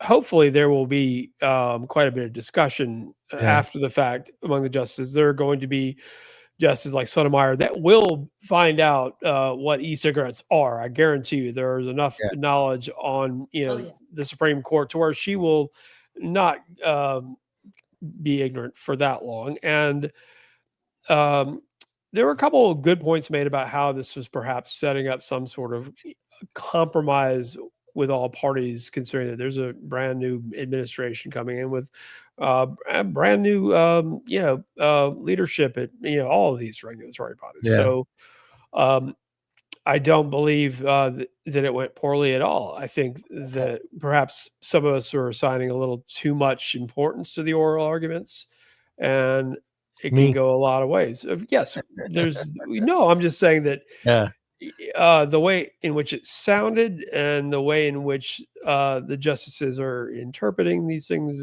and how it will be written in the very end, very different things. Yeah. Like I said, I wish we would have been able to see faces. I think faces, seeing people's expressions on their faces would have kind of given me a little bit more sense of relief of what I was hearing, but not understanding the terms, not understanding what was going back and forth. And I was always, like I said, I was always one that when someone starts going, oh yeah. And I feel like, okay, that person isn't what was his name? Chilton? Was that his name? The FDA attorney? I cannot recall. Yeah, he was sharp as a button. That's all I'm saying. That's what I had. The sense of he was sharp, and not that he was just sharp, but he seemed to know what they needed to hear. Well, he's an assistant U.S. attorney. I mean, yeah, that's what I'm saying. He seemed to understand what they want, that the Supreme Court justices needed to hear, where our guys seem to be a little bit lost at times. And the more conservative justices seem to be a little quiet. Yeah. But, the other thing is I guess, Thomas is known for not ever saying a word. Well, I believe he asked among the first questions. So the fact that he spoke up at all, that took an interest in this, that's of note. Yeah. Of note. Yeah. And like I said, Jeff and Jim, if you haven't, there's a recording, I believe it's still available, of both Jim McCarthy and Jeff Steyer discussing what was said in the oral arguments, and sort of analyzing how they went, and more importantly breaking down the questions and varied responses from the justices. And I am still, I'm not confident about anything. I'm cautiously optimistic that there will be No, I don't think we're going back to the Wild West starting over again. But No. I believe in. Hey, I believe in a just world. Yeah. I'm hoping for a fair decision for both parties. I think that's the only way we're going to get something done where it's still feasible for a mom and pop store to stay function and still bring in money and still stay established and not be wiped out because, you know, they set up some sort of regulations that it's only going to help the big boys stay in business. That's my biggest fear is somehow, some way we get our way, but it's going to be so difficult for mom and pop stores to stay functional. And yes, that it's good for us that we still get our vapes, but then I still feel sorry for the small shop, the small business owner or the small distributor that's, you know, making, you know, 5,000-6,000 bottles a month compared to the big boys who's putting out, you know, 100,000 bottles a week, a day. As much as I sympathize those plights, and I will do whatever I possibly can to help local business stay in business.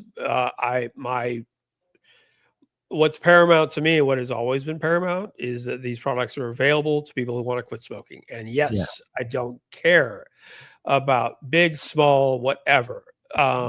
Quality, accessibility, and variety, period. Yeah. And I don't have time to feel sorry for a goddamn soul. Yeah. All right, guys, we are done. We are done. Speaking of which, you mentioned 80 proof earlier. I'm going to say this. Happy holidays. Are you on 80 proof?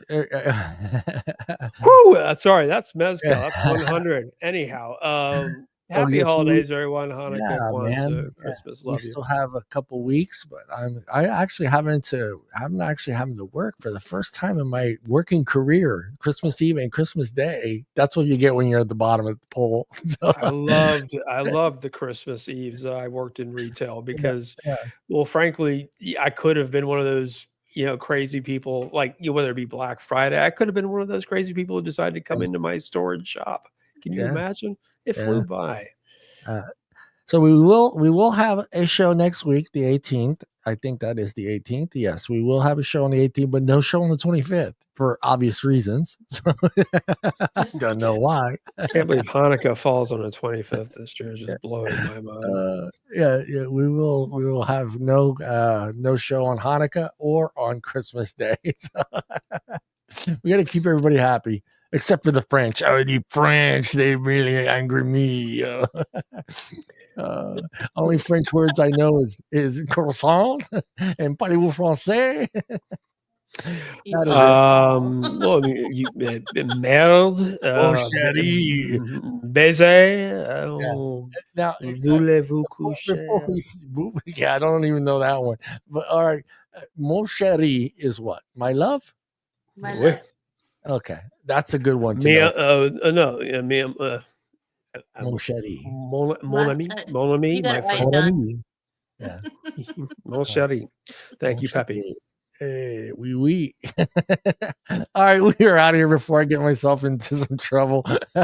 Everybody look at the camera and say goodbye. Bye, everybody. Bye. Cheers.